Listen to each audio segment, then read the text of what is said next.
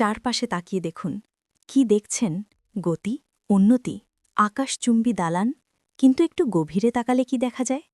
মানুষের চোখের কোণে জমে থাকা এক গভীর শূন্যতা। আমাদের হাতে স্মার্টফোন আছে, কিন্তু কথা বলার মানুষ নেই। ঘর আছে, কিন্তু প্রশান্তি নেই। রুহ বা আত্মা আজ তৃষ্ণার্ত। আমরা সবাই দৌড়াচ্ছি, কিন্তু জানি না গন্তব্য কোথায়। ঠিক এমনই এক হাহাকার ছিল ১৪০০ বছর আগে, যখন মানুষ ভুলে গিয়েছিল সে কেন পৃথিবীতে এসেছে। অন্ধকারের শেষেই তো ভোরের অপেক্ষা। সেই ভোর কি এসেছিল কেবল একটি ধর্ম নিয়ে, নাকি এসেছিল ভাঙা হৃদয়গুলোকে জোড়া লাগাতে?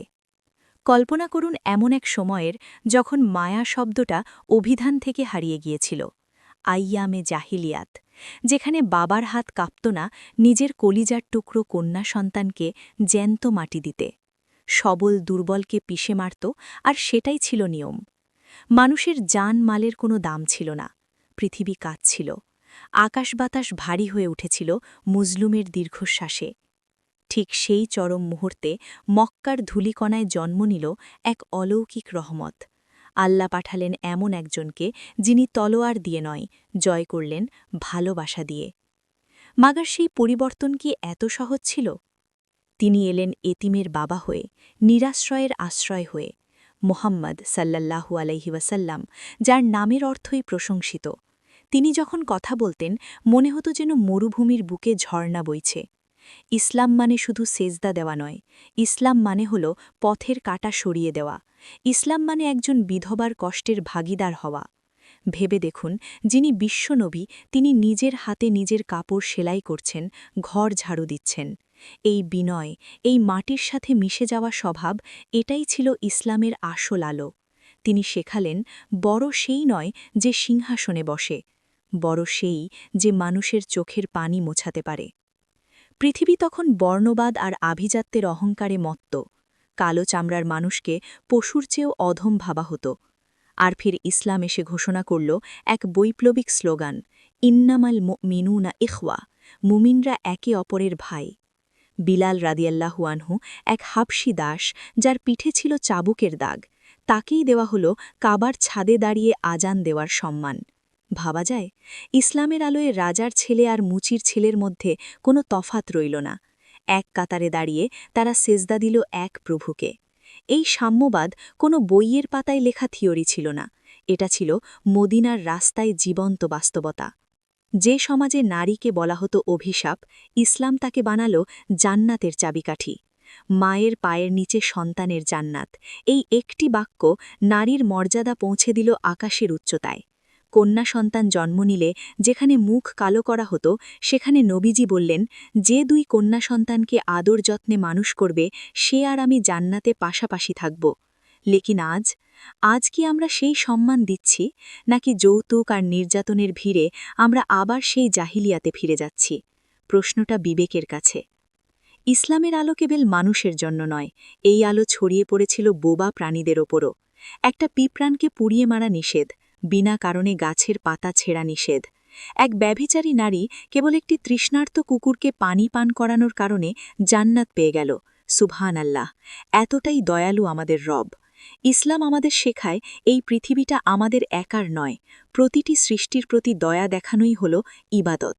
কিন্তু আজ আমরা পরিবেশ ধ্বংস করছি, প্রাণীদের কষ্ট দিচ্ছি। আমরা কি আসলেই খলিফার দায়িত্ব পালন করছি? আমাদের এই উপমহাদেশে ইসলাম কোনো সেনাপতির তলোয়ার দিয়ে আসেনি, এসেছিল সুদূর আরব থেকে আসা বণিকদের সততা দিয়ে। তারা ওজনে কম দিতেন না, মিথ্যে কসম খেয়ে পণ্য বেচতেন না। ক্রেতারা অবাক হয়ে ভাবত, এরা কেমন মানুষ, নিজের ক্ষতির কথা বলে পণ্য বিক্রি করে? এটাই ছিল আল আমিনের উম্মতের পরিচয়। ব্যবসা তাদের কাছে ছিল ইবাদত। কিন্তু আজ খাদ্যে ভেজাল আর ধোঁকাবাজির ভিড়ে সেই মুসলিম ব্যবসায়ী কোথায় হারালো? আমরা কি ভুলে গেছি যে হারাম উপার্জনের এক লোকমাও ইবাদত কবুল হতে দেয় না? জীবন সবসময় ফুলের বিছানা নয়, বিপদ আসবে, প্রিয়জন হারাবে, হৃদয়ে রক্তক্ষরণ হবে।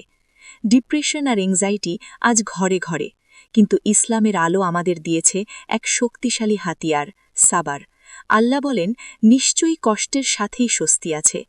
নবীজি তার জীবদ্দশায় সব হারিয়েছেন, বাবা মা স্ত্রী সন্তান তায়েফের ময়দানে রক্তে ভিজেছেন কিন্তু কখনো হতাশ হননি। সিজদায় লুটিয়ে পড়ে বলেছেন, হে আল্লাহ, তুমি যদি আমার ওপর রাগ না করো তবে আমি কোনো কিছুর পরোয়া করি না। এই তাওয়াক্কুল, এই ভরসাই হল মুমিনের সুপার পাওয়ার। আজ আমরা ফ্ল্যাট কালচারে বন্দী। পাশের ফ্ল্যাটে কে মারা গেল তার খবরও আমরা রাখি না। অথচ ইসলাম বলল, যে পেট ভরে খায় আর তার প্রতিবেশী ক্ষুধার্ত থাকে সে মুমিন নয়। লক্ষ্য করুন, এখানে বলা হয়নি মুসলিম প্রতিবেশী, বলা হয়েছে শুধুই প্রতিবেশীর কথা, সে যেই হোক। অসুস্থকে দেখতে যাওয়া, ক্ষুধার্তকে খাওয়ানো, মানুষের মুখে হাসি ফোটানো, এগুলো নফল নামাজ পড়ার চেয়ে কম গুরুত্বপূর্ণ নয়। ইসলাম সম্পর্ক গড়তে শেখায়, দেওয়াল তুলতে নয়। মানবিকতার এই চরম শিক্ষা আজ আমাদের সমাজ থেকে কেন উধাও হয়ে গেল? আজ বিশ্ব স্বাস্থ্য সংস্থা আমাদের হাত ধুতে শেখায়, হাইজিন শেখায়। অথচ ১৪০০ বছর আগে যখন সাবান বা স্যানিটাইজার ছিল না, তখন একজন মরুভূমির নবীজি সাল্লাল্লাহু আলাইহি ওয়াসাল্লাম পরিষ্কার পরিচ্ছন্নতাকে বানালেন ঈমানের অর্ধেক। দিনে ৫ বার অজু, মিসওয়াক, সুগন্ধি ব্যবহার। মুমিন হবে পরিপাটি, স্মার্ট এবং সুশৃঙ্খল। নোংরামি আর ইসলাম একসাথে চলতে পারে না। কিন্তু আফসোস, আজ মুসলিম মহল্লাগুলো দেখলে কি সেই পরিষ্কারতার ছাপ পাওয়া যায়? নাকি আমরা কেবল মসজিদের কার্পেট পরিষ্কার রাখাটাকেই ধর্ম মনে করেছি আর রাস্তাঘাটকে করেছি ডাস্টবিন? আমরা আজ অনেক দূরে সরে এসেছি। আমরা ইসলামকে বানিয়ে ফেলেছি কিছু অনুষ্ঠান সর্বস্ব ধর্ম। মিলাদ আর জশ্নে জুলুসের ভিড়ে আমরা হারিয়ে ফেলেছি সেই চরিত্র যা দেখে মানুষ ইসলাম গ্রহণ করত। আমাদের কথা আর কাজে মিল নেই। আমরা মুখে বলি আল্লাহ এক, কিন্তু অন্তরে ভয় করি দুনিয়ার পাওয়ারকে। লেকিন এখনও সময় শেষ হয়নি। ফিরে আসার দরজা এখনও খোলা। সেই হারানো গৌরব ফিরে পাওয়ার উপায় কোনো রকেট সায়েন্স নয়, উপায় খুব সাদাসিধে। সমাধান হল সুন্নাহ। আর সুন্নাহ মানে শুধু লম্বা জামা পরা নয়। সুন্নাহ মানে কারো সাথে দেখা হলে আগে সালাম দেওয়া। সুন্নাহ মানে রাগের সময় চুপ থাকা। সুন্নাহ মানে স্ত্রীকে কাজে সাহায্য করা, সন্তানের সাথে খেলা করা। সহজ সাধারণ কাজ। ইসলাম আমাদের জীবনকে কঠিন করতে আসেনি, সহজ করতে এসেছে। যখন আপনি নিজের ভাইয়ের জন্য সেটাই চাইবেন যা নিজের জন্য চান, তখনই আপনি প্রকৃত মুসলিম। এই ছোট ছোট পরিবর্তনগুলোই একদিন সমাজকে বদলে দেবে ইনশাআল্লাহ। বিদায় হজের ময়দানে লাখাধিক সাহাবীর সামনে দাঁড়িয়ে মানবতার মহান শিক্ষক কেঁদেছিলেন আমাদের জন্য, উম্মতি উম্মতি বলে। আজ সেই নবীর আমানত আমাদের কাঁধে। আমরা কি পারব সেই আলোর মশালটা বহন করতে, নাকি অন্ধকারে মিলিয়ে যাব? মনে রাখবেন, মোমবাতি ১০০০টা জ্বালালেও প্রথম মোমবাতির আলো কমে যায় না। আপনার ভালো ব্যবহার, আপনার সততা, আপনার ইখলাস, এটাই আজকের যুগের দাওয়াত। আসুন আমরা নামকাওয়াস্তে মুসলিম না হয়ে কাজে কর্মে মুসলিম হই। জীবনযাপনে ইসলামের আলো ছড়িয়ে দিই প্রতিটি নিঃশ্বাসে। কারণ সূর্য ডুবে গেলেও ঈমানের আলো কখনো নেভে না। সত্যের জয় হবেই। আর সেই সত্যের শুরু আপনাকে দিয়েই।